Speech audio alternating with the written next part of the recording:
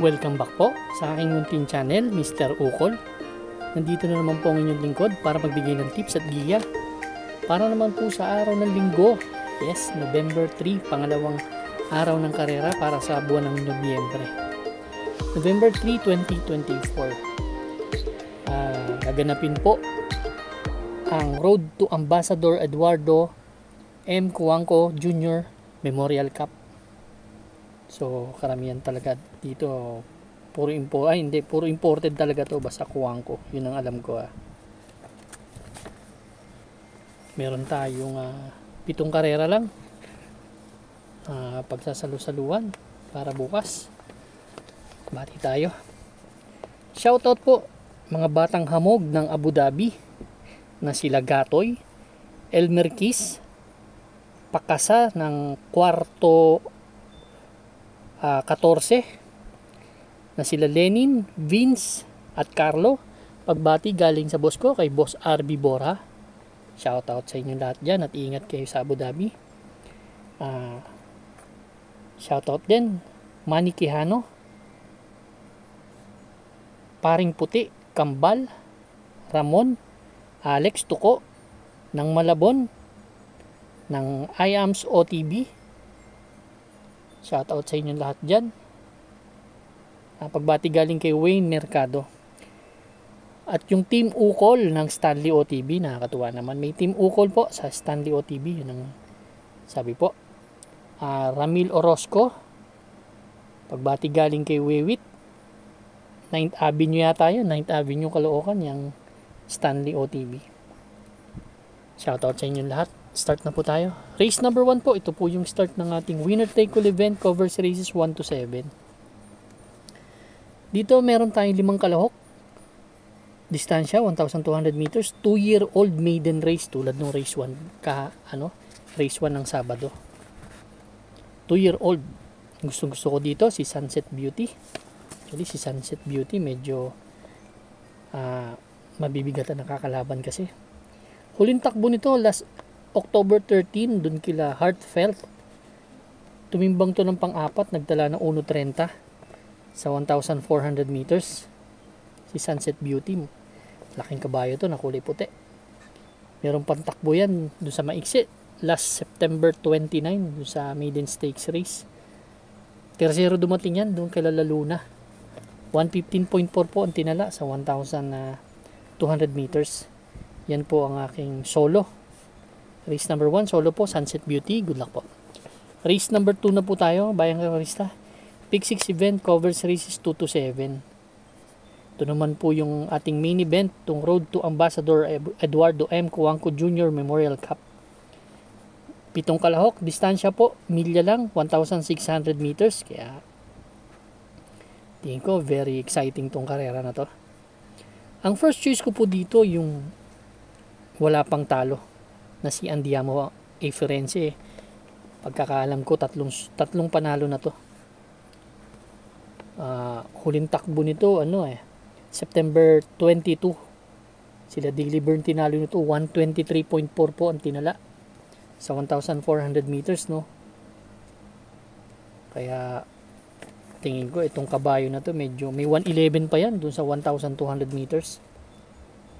Karamihan kasi dito diremate, no.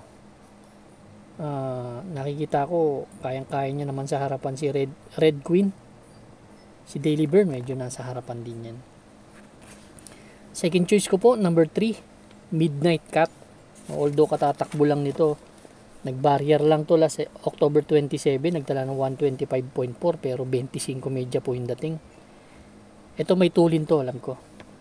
Si Midnight Cat halos sa bloodline din ni Manu Dura to. Bernardini, yun ang alam kong bloodline niya rin. So talagang winning winning is blood yung na yan, yung lahi ni Midnight Cat. May tulin yan, pwedeng kumuha ng harapan or nakasunod lang. Yan po ang aking second choice. Third choice ko yung Manu Dura, nasakay ni Kelvin Abobo.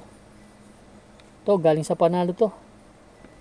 Si Bill Jordan tinalo to 125 din ang tinala, 125 and a half sa 1,400 meters. Dirimating kabayo. Kaya race number 2 ang first choice. Entry number 6, Andiamo A. Firenze. Second choice number 3, Midnight Cat. Third choice number 5, Manudura. Good luck po. Race number 3 na po tayo, bayang karista. Pick 5 event, covers races 3 to 7. Meron tayong 10 kalahok sa distansyang 1,400 meters. 28 to 33 split itong grupo na to. Pasensya na kayo, no? May ati-atihan sa amin dito. Ang first choice ko po dito sa race number 3, yung number 10 na si Winning Parade. Ito si Winning Parade. Ano to stakes campaigner din to talaga kasi last September 29 tumakbo yan dun sa Sampaguita stakes race na pinanalunan ni Sophisticated. Pang-apat to dumating. 2 minutes and 12 seconds ang tinala sa 1,000 ay sa 2,000 meters. Ganda ng post position, no? Talagang mabibigat ang nakakalaban. Yan po ang aking first choice. Ang second choice ko po dito, yung number 3 na si Queen of the Nile. Yan po. Second choice ko yung number 1 na si Queen of the Nile. Queen of the Nile galing to sa panalo. Tinalo nito si Authentication na tatakbo rin dito sa grupo na to. Last October 20, 126.6 ang tinala. Para sa akin, pwede pa mag-umento to. Ganda ng post position. Yan po ang aking second choice. Third choice ko na rin yung sumigundo sa kanya. Ito si Authentication. Medyo kapraso lang din yun, ano? Malakas rumimati ito si Authentication. Siguro kinulang lang doon sa laban na yun. Siya rin ang sumigundo doon. 1.26 media din ang tinala. Kaya race number 3 po ang first choice number 10, Winner Parade. Second choice number 1, Queen of the Nile. Third choice number 7, Authentication. Kung may mga kursunada po kayo, pwede kayo magdagdag dito. Good luck po. Race number 4 na po tayo, bayang karista. Pick 4 event, covers races 4 to 7. Dito meron tayong 11 kalahok, but 9 betting options lang. Dalawang couple entry dito sa karera na to. Race number 4 ang first choice ko, entry number 6 na si Color Blast. Si Color Blast, no? May 1.29 media to nung last September 22. Pang-anim dumating doon kila Modern Stroke. Same rider ang sasakay, no? Yan po ang aking first choice. Tingin ko pwede nang manalo sa laban na to. Isang magandang salida lang. Second choice ko dito yung 4 and 4A na si Chase the Gold tsaka si Double Strike. Si Chase the Gold to. Sa punto rin tong kabayo na to kahit papano. Si Chase the Gold, tercero dumating doon kila Shining Angel. Kila Denden. Tala ng 131.2. Yung Double Strike. Ito, segundo to nakaraan. May 129.6 kay Cristiano Segundo. Yan po ang aking second choice. Yung dalawang 4 na yan. Third choice ko yung number 8 and 8A. Rahabago Barayong. Ito si Barayong palagi lang kasi nasa numero 1 ngayon. Hindi maganda yung post position pag dirimating kabayo eh. Ngayon nasa labas na siya si Barayong kaya panalo na yan. Race number 4 ang first choice ko, entry number 6 Color Blast, second choice 4 and 4A, Chase the Gold Double Strike, third choice 8 and 8A, Rahabago Barayong. Good luck po. Race number 5 na po tayo bayang karerista. Last extra double and last daily double plus 1. Dito meron tayong 12 kalahok but 10 in betting options lang. 1,400 meters ang distansya. First choice ko po dito yung number 3 and 3A. Si Noble Touch. Si Noble Touch galing to sa panalo eh. Tala ng 128. Si Save My Savings naman. Nanalo rin to last September 14. Sila Seychelles tinalo nito. Sila Tulip Choice. Nagtala ng 126.8 sa 1,400 meters. So, kita ko naman parehong may panalo tong kabayo na to. Kaya yan po ang aking first choice. Second choice ko po, entry number 10 na si Isla Puting Bato. Si Isla Puting Bato. Tumakbo to dun kila full combat order sa 22 to 27. Kita ko pwedeng makarimati to dito sa laban na to eh. May 1.26 din naman yan. Si Isla Puting Bato. Tingin ko pwedeng manalo dito sa laban na to. Yan po ang aking second choice. Ang third choice ko po dito yung number 8 na si Main Event. Ito galing to sa 28 to 33. Medyo bumaba na ng bumaba eh. Panalo po sa akin yan. Kaya race number 5 ang first choice 3 and 3A Noble Touch Save My Savings. Second choice number 10 Isla Puting Bato. Third choice number 8 Main Event. Good luck po. Race number 6 na po tayo, bayang karista. The penultimate race. Meron tayo ditong 11 kalahok but 10 in betting options lang. 1,400 meters, 16 to 21 split itong grupo na to. Ang first choice ko po dito yung Gold Digger tsaka si Tugatog.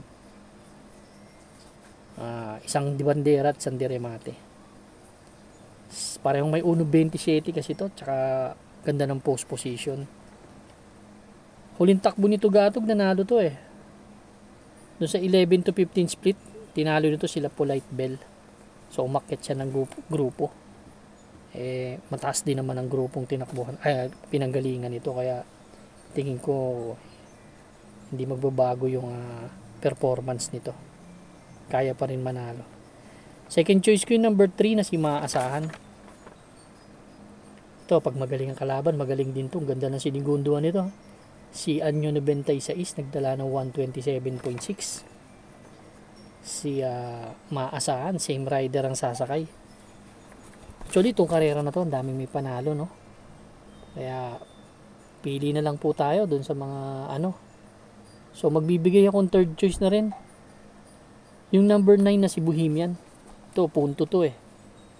Galing sa panalo to. Kaya, yan ang third choice ko. Race number 6 ang first choice. Entry number 10 and 10A, Gold Digger Tugatog. Second choice number 3, Maasahan. Third choice number 9, Bohemian. Good luck po. Race number 7 na po tayo, bayan na rista. Last and final race for Sunday racing. Parating ang ating mga exotics. Winner take all, pick 6, pick 5, pick 4.